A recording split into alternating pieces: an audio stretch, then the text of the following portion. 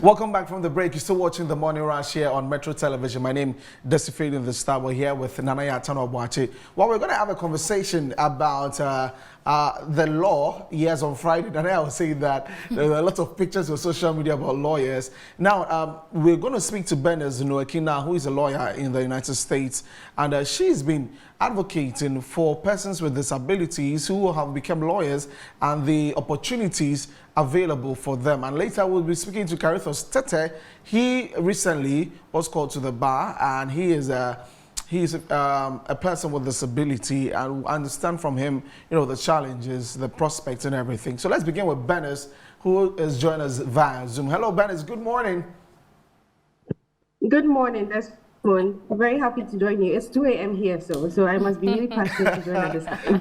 Thank you so much for joining us. I'm a lawyer in Ghana, by the way. Well, I'm just schooling in the USA as of now. Okay, great. So just give us your general perspective about Ghana's, law system. I mean, being in the law school, everything that happens there, and eventually being called to the bar. Your experience.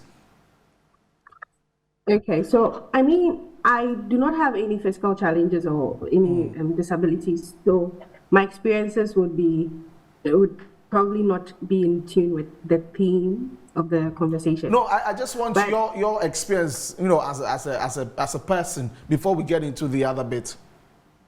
Okay, I mean, the law school is stressful, but I think law school is stressful everywhere, to be very honest. The course is crammed, so you start your day at least 7 a.m. and for the last batch, they were closing around 8 p.m. So that's really time consuming, and you do this at least every day of the week, and you are expected to read materials as well. That bit is extremely intense.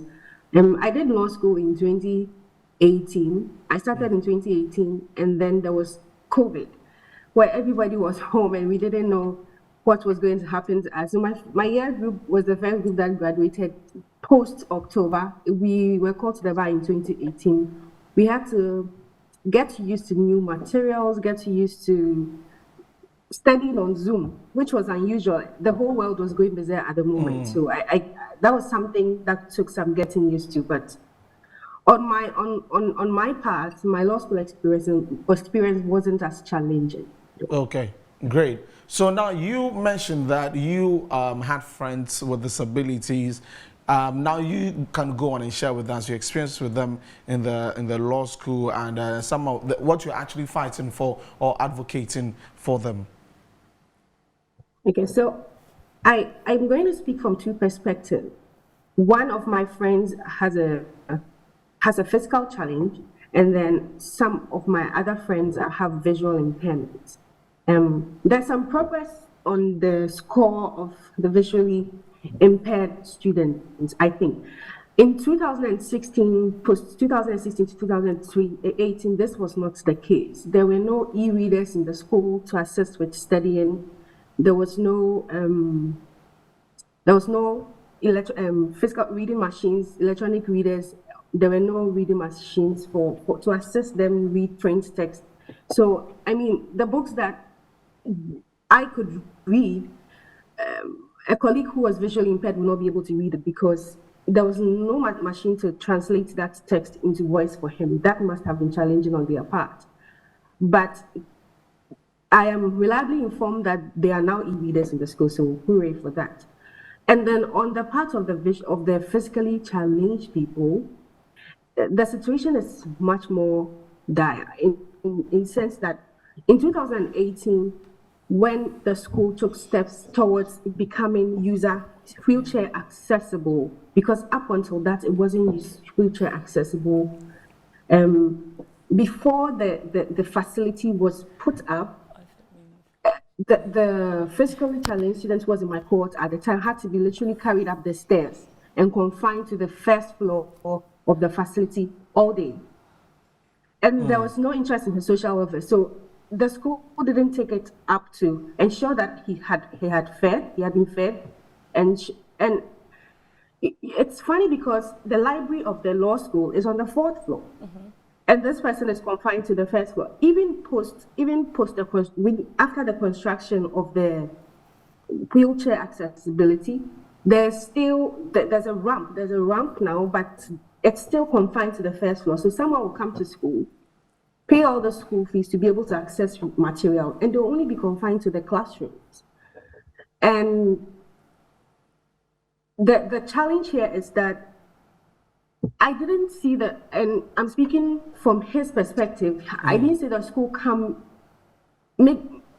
wasn't interested at least in making sure that he had access to the books that he needed.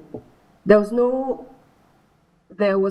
attempt to make sure that he had fed, because I'm talking about going to class at 7 a.m., closing post 5 p.m., and this person is confined to one area of the school. The washrooms themselves are not wheelchair friendly because they are tiny spaces, almost as if they were meant for monks. But what we are advocating for is beyond one person. We want to ensure that the law school takes steps to help them have a holistic education, in a sense, so that facilities are in place. And I'll share a story of one student who was visually impaired who lost a script. I mean, it's uncalled for, and it's not understandable how you can lose a script of the only student who was visually impaired, who is probably the only student who will write a particular way and will be confined to a particular center. It speaks of there's need for work to be done, to be honest.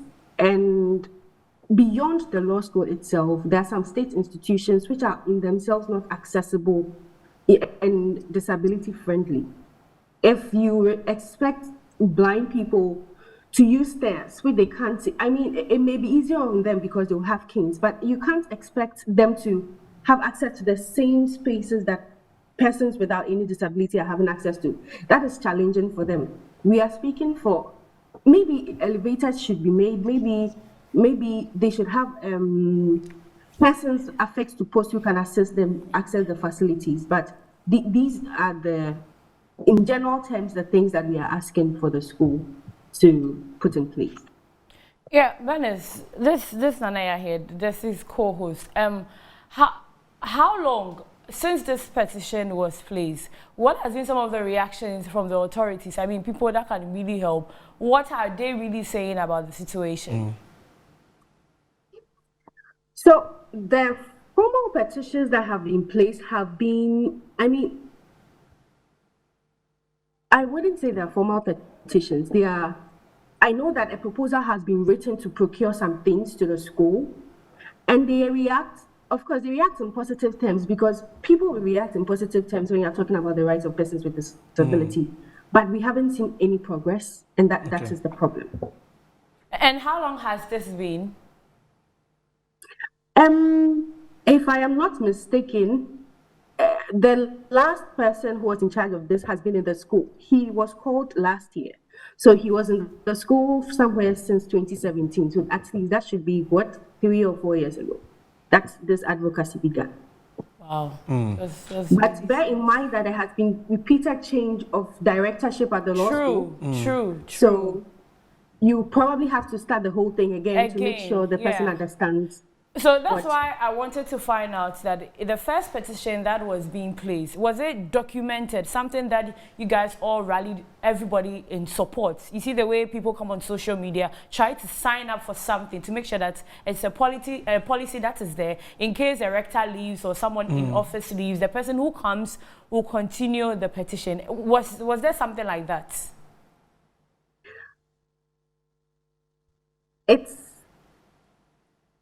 I am a little concerned to see that we have to put in place petitions for the rights of persons with disability when there are actual laws in place which require persons in authority and institutions to act in a particular way.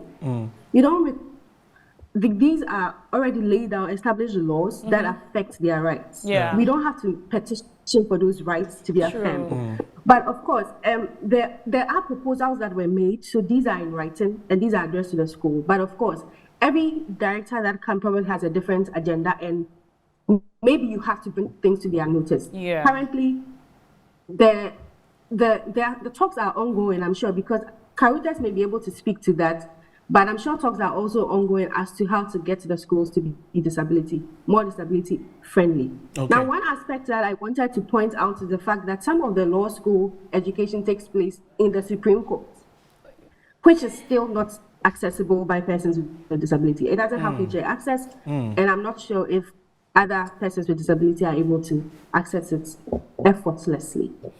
That's very sad. That's a sad one. But wrapping up on this, I mean, this is coming up once again. What are the pragmatic steps that you and your colleagues will be taking to make sure that there's a finality to this? I mean, as lawyers, are you going to test the law in any case? They have to challenge the law. Are you going to do that? I mean, following up on this, we plan to not test the law at least, but rally support from the relevant stakeholders, including persons with disability who have passed through the law school, who have had that experience and felt those challenges with the law school and the whole legal system. And it's an entirely different dynamic being in law school and then after law school, which is where the situation gets even tougher. And I hope the conversation is able to be steered towards that direction, because post-call, it's an entire different situation. Okay.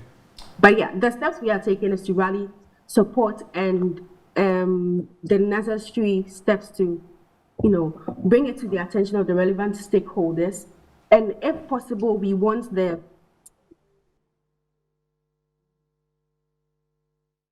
Okay, I guess we lost Bernice there, but I mean, she's made it very clear what exactly they're advocating for, and I think it's a very good thing, Nanaya. I mean, imagine the Supreme Court of the country, it's not disability friendly, and we're hoping to get Bernice Nuerkey. He was part of the lawyers who were recently called. He was my TA in school, seeing. Who was your TA?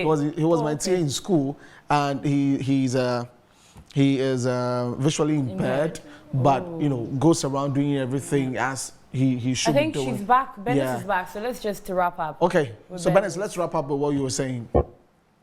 Yes, so what I was saying was that the challenges for persons with disability differ from when they are still in law school and then when they are called to the bar. When they are called to the bar, it's an entirely new dynamics, because it takes, I think, private practice, it's more difficult for them to get secure jobs with people in private practice, because they would have to incur extra costs to make sure that they are comfortable, that they have access to the things that they need to be able to perform or within the scope of their employment. But also there are, even if people in private practice are unwilling to employ these persons, what is the GBA doing about it? What is the GLC doing about it? I think there should be steps in place to ensure that law firms progressively bring their offices in line with the laws on disability. They should have access, they should have machines. I mean, these are public, some of these places are also public spaces when we come to the public sector. Okay. The AG's assets now still not disability friendly. And so people get out of law school, they are employed, and they don't have disability friendly facilities to work with. And that is a shame. Okay, thank you so much, Bernice Nuerkey Narh, for speaking to us this morning all the way from the US. As you said, it's 2 a.m. We just had to do this. Thank you so much for speaking to us and rallying support for persons with disabilities who are trying to reach their aim and dream, as Anaya was saying this morning. Thank you so much. So that was Bernice Nuerkey Narh. She is a lawyer, and it's something that really needs to be brought to the notice of authorities that our building should be disability friendly to help persons with disabilities. And so big shouts to Bernice Nuerkey, pulling through and making sure that it was called to the bar, irrespective of being visually impaired. Yeah.